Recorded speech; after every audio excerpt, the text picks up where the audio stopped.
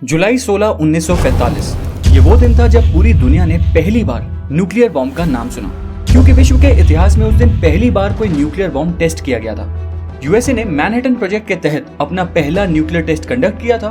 फिर इस टेस्ट के कुछ ही दिनों बाद यूएसए ने जापान के ऊपर एक नहीं बल्कि 2 न्यूक्लियर बॉम्ब ड्रॉप किए। ये बॉम्ब इतने पावरफुल थे कि पूरा जापान इससे तबाह हो गया। और आपको ये भी पता होना चाहिए कि जापान यूएसए के छोटे से स्टेट कैलिफोर्निया के साइज जितना है, तो जाहिर सी बात है कि इतने पावरफुल बॉम्ब से अनइमेजिनेबल स्केल पर डैमेज हुआ होगा। एक रिपोर्ट के अकॉर्डिंग इस बॉम्बिंग में ऑलमोस्ट 1,99,000 लोग मारे गए थे। अब आप सोच रहे होंगे कि मैं ये क्या बात कर रहा हूँ, क्योंकि वीडियो का नाम तो है काइजन टेक्निक और मैं टॉपिक से डाइवर्ट होकर यहाँ न्यूक्लियर अटैक के बारे में बात करने लगा। दरअसल ऐसा बिल्कुल भी नहीं है, मैं टॉपिक से डाइवर्ट नहीं हुआ, बल्कि मेरा आपको इस इंसिडेंट के बारे में बताने का सिर्फ एक मकसद है, आपको ये सोचने पे मजबूर करना कि कैसे एक छोटा सा देश जो कि इतने बड़े अटैक का शिकार हुआ जिसकी वजह से उसकी पूरी इकोनॉमी बर्बाद हो गई, लेकिन फिर भी कैसे इस देश ने अपने आप को दोबारा रिबिल्ड करा और आज वही देश वर्ल्ड की 3rd हाईएस्ट इकोनॉमी वाला देश बन गया, लगभग $5 ट्रिलियन की इकोनॉमी। अब ध्यान से समझना, सवाल ये है कि अगर जापान पर अटैक हुआ 1945 में और इंडिया आजाद हुआ 1947 में, तो हम कह सकते हैं कि ऑलमोस्ट दोनों देशों ने अपने आप को रीबिल्ड करना एक साथ शुरू किया था। तो आखिर कैसे जापान, जो कि इंडिया से साइज एंड मैन पावर दोनों के मामले में पीछे है और यहाँ तक कि हाईली अर्थक्वेक प्रोन कंट्री है, वो आज वर्ल्ड की इकोनॉमी में 3rd स्पॉट पे कैसे पहुंच गया, जबकि इंडिया 6th स्पॉट पे है? देखो, इसका जवाब कुछ अलग अलग फैक्टर्स पे डिपेंड करता है, लेकिन एक अहम टेक्निक जो जापान के रैपिड ग्रोथ की वजह बनी, उस टेक्निक का नाम था काइजन टेक्निक। और आज हम इसी टेक्निक के बारे में बात करने वाले हैं। Let's start.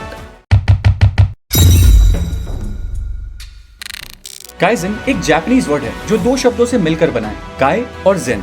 काय का मतलब होता है चेंज और जेन का मतलब होता है गुड, मतलब कि चेंज फॉर गुड और गुड चेंज। अब अगर सिंपल भाषा में बात करें तो काइजन एफिशिएंसी और प्रोडक्टिविटी को इंक्रीज करने का एक फिलोसॉफिकल तरीका है। नाउ ये बात है वर्ल्ड वॉर 2 के खत्म होने के बाद की। उस दौरान कई देश जीत का जश्न मना रहे थे, लेकिन वहीं दूसरी तरफ जापान अपने आप को रीबिल्ड करने में लगा हुआ था। और यही वो टाइम था जब यूएसए ने एक इकोनॉमिक रिकवरी प्रोग्राम लॉन्च किया। इस प्रोग्राम का नाम रखा गया द मार्शल प्लान। ये बात है सन 1948 की। अब ध्यान से समझना कि यूएसए एक्चुअली करना क्या चाहता था। दरअसल इस मार्शल प्लान के तहत यूएसए का मकसद था कि वो वॉर की वजह से तबाह हुए रीजन्स में फॉरेन एड पहुंचा सके और उनको रीबिल्ड करने में हेल्प कर सके। और ऐसा करने के लिए सबसे मेन काम था उन देशों की इंडस्ट्रीज को मॉडर्नाइज करना और इंडस्ट्रीज की ओवरऑल एफिशिएंसी को इंक्रीज करना।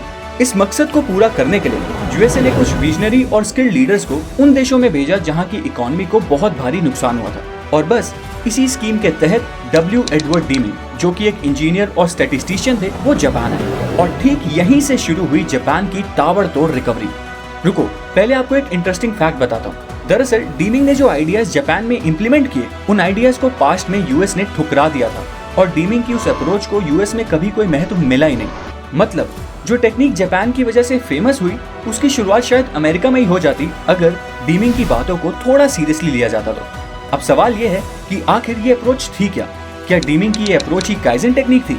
Actually yes. देखो, वर्ल्ड वॉर 2 के समय डीमिंग ने यूएस में अपने सजेशंस देने शुरू किए और बताया कि इंडस्ट्रीज में होने वाली 85% प्रॉब्लम की वजह होती है खुद मैनेजमेंट, क्योंकि मैनेजमेंट अक्सर वर्कर्स के बताए हुए छोटे छोटे इश्यूज को नजरअंदाज कर देती है और कभी उन छोटे छोटे चेंजेस पर ध्यान ही नहीं दिया जाता। अब अमेरिकन को ये बात डाइजेस्ट इसलिए नहीं हुई क्योंकि अमेरिकन के काम करने का माइंडसेट था कम समय और कम लागत में ज्यादा चीजें और ज्यादा आउटपुट प्रोड्यूस करना।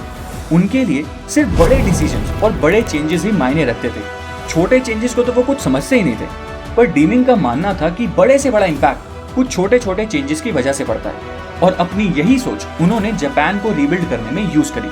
और फिर जब कुछ जापानीज लोगों को उनकी ये टेक्निक समझ आ गई, तो उन लोगों ने इसी टेक्निक का नाम रख दिया द काइजन टेक्निक।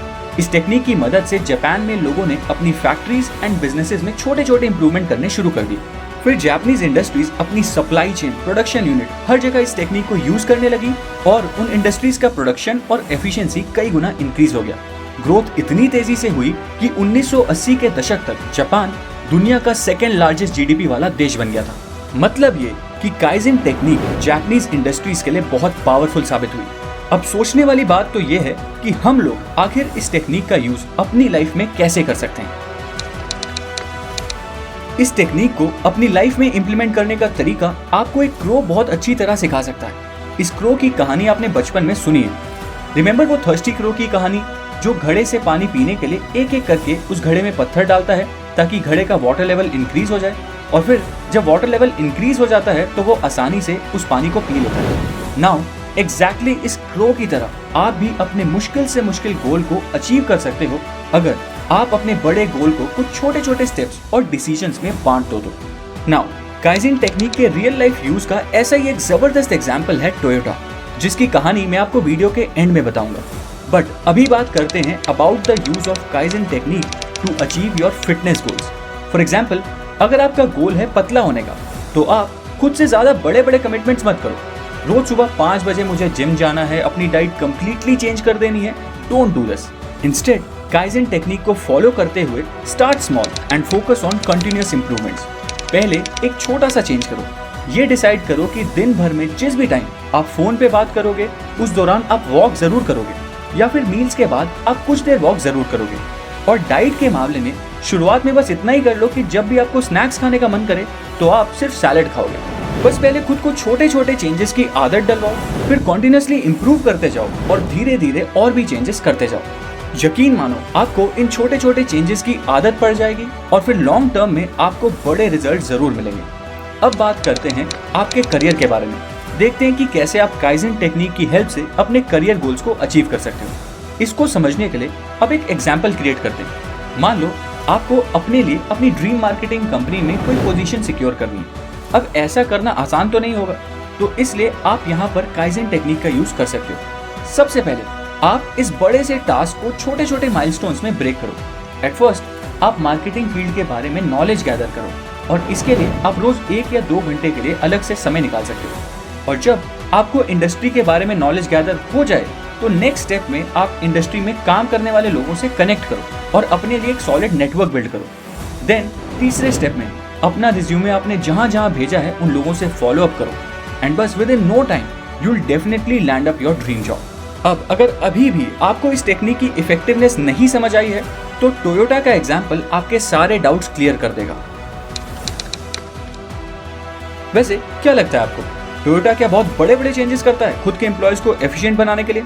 नहीं, द अप्रोच इज डिफरेंट। दरअसल टोयोटा काइज़ेन टेक्निक की कॉन्टिन्यूअस इंप्रूवमेंट वाली फिलॉसफी को बहुत डीपली फॉलो करता है। देखो, टोयोटा एम्प्लॉयज की मसल मेमोरी को ट्रेन करता है, एंड जब भी कोई नया रिक्रूट असेंबली लाइन पे काम करना शुरू करता है तो उसे अगले लेवल की ट्रेनिंग पर तब तक नहीं भेजा जाता जब तक वो बॉक्स में से नट्स एंड बोल्ट्स के एग्जैक्टली 5 पेयर्स, सिर्फ 5 पेयर्स को पिक करने की आर्ट में मास्टरी ना हासिल कर ले। इस कल्चर का रिजल्ट ये है कि कर्नाटका में टोयोटा के प्लांट नंबर 1 एंड 2, इन दोनों प्लांट से कंबाइंड दिन के 16.5 घंटों में 744 गाड़ियां प्रोड्यूस होती हैं।